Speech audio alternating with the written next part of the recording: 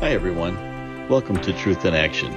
This is where we discuss things in the Bible regarding prophecy and topics that are going on around the world today. Today I want to take a quick look at the history of Israel as a nation and some of the challenges it has faced.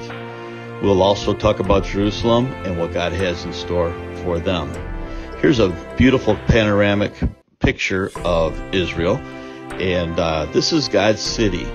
This is where Jesus Christ, when he comes at his second coming, will return to, and the whole world will see him. This is a timeline of the modern history of Israel, but it's important to point out that in 587 BC, the Babylonian Empire actually conquered Israel, and Israel did not have control of their own land until May 14th, 1948. Balfour Declaration is the letter of November 2nd, 1917 from the British Foreign Secretary Arthur James Balfour to Zionist leader Baron Rothschild, which expressed the British government's support for the establishment of a national home for the Jewish people in Palestine. So at this time they were still being called Palestine, the land there, but this is what got the ball rolling for Israel to become its own nation state. I would like to read to you an excerpt out of Ezekiel chapter 36 that draws our attention to this very thing. This is what the sovereign Lord says: because they ravaged and crushed you from every side so that you became the possession of the rest of the nations and the object of people's malicious talk and slander. Therefore, mountains of Israel, hear the word of the Lord. This is what the sovereign Lord says to the mountains and hills, to the ravines and valleys, to the desolate ruins, and to the deserted towns that have been plundered and ridiculed by the rest of the nations around you. This is what the sovereign Lord says: in my burning zeal I will spoken against the rest of the nations and against all Edom, for with glee and with malice in their hearts they made my land their own possession, so that they might plunder its pasture lands.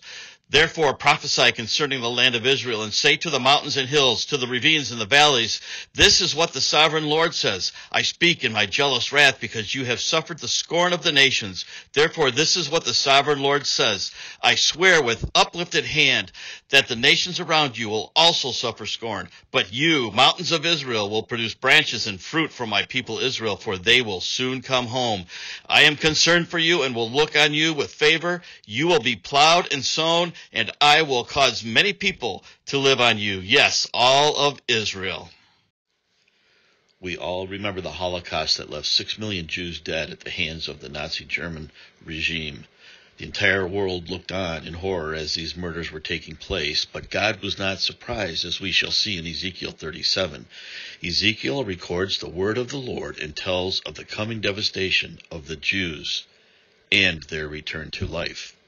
The hand of the Lord was on me, and he brought me out by the Spirit of the Lord and set me in the middle of a valley. It was full of bones. He led me back and forth among them, and I saw very great many bones on the floor of the valley, bones that were very dry. And he asked me, Son of man, can these bones live?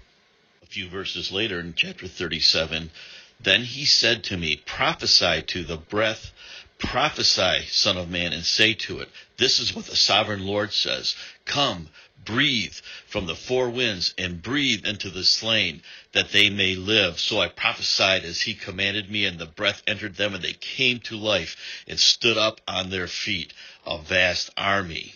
God breathed life back into this nation that was devastated by death and has become a very strong nation. This miracle happened on May 14th, 1948, when Israel became a sovereign state and had a land that belonged to themselves. Since that time, the nation has flourished and become a mighty power in this world. Are we living in the days of Ezekiel? People talk about wondering what it was like in Bible times, but maybe we're living in Bible times right now.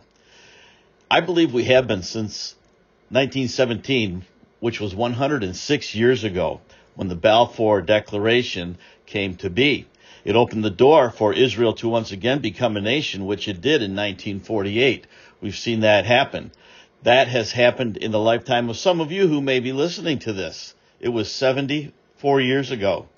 Now, How about what's going on in the Middle East today, according to Ezekiel 38? Let's take a look at that. Ezekiel 38, the war of Gog and Magog.